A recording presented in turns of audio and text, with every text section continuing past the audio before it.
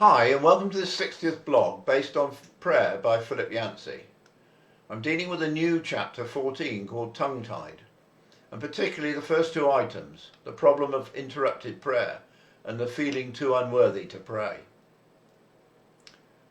Why is it that even when we put aside time for prayer, that the urgency of the world interrupts us with the ring of a telephone or an odd sound in the house that cries out for investigation and leads us to urgent activity that takes us away from that intended prayer?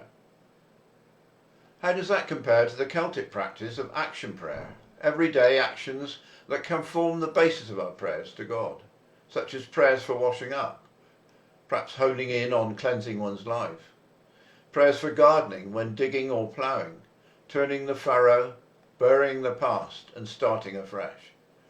Next time action takes you away from prayer, see how, like the Celts, you might use action to fashion prayer. Sometimes we just need to be with God, to be still with God. So then we need to find a new technique to empty us of busyness, to fill ourselves with warmth, with the warmth of God's love, and swim down from the surface of the world into the depths of his love.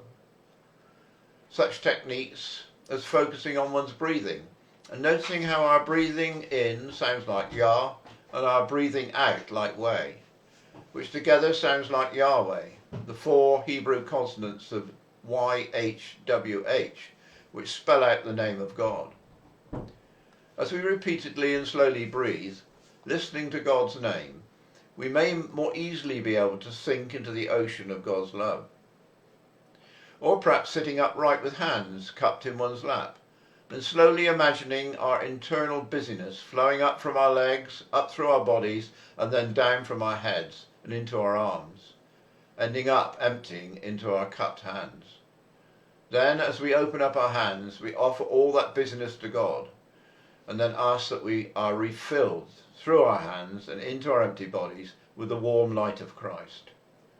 Then we can perhaps move on to just being in God's presence or listening for him to speak to us. At other times our prayers are hampered just by our thoughts, triggered perhaps by the unworthiness of our past lives and the shame that we feel. Luther felt like that, and despite his initial prayers defining every past shortcoming he could think of, he still felt his unworthiness would make him rejected by God. However, after studying the unworthiness of various biblical characters such as Moses, Samson, King David, he realized that Christ, through grace and forgiveness, reveals God's true nature. Yancey is convinced that prayer should always be honest, and that our prayers should not labour under a Luther like Paul. Nothing separates us from the love of God. So we should always approach prayer with confidence, knowing God's grace and forgiveness has no bounds. Whilst I have mentioned several ways of improving engagement in prayer, they may not suit you, so I pray that you are successful in finding your own ways to satisfying prayer and full engagement with God. May the Lord bless you all, and thank you for listening.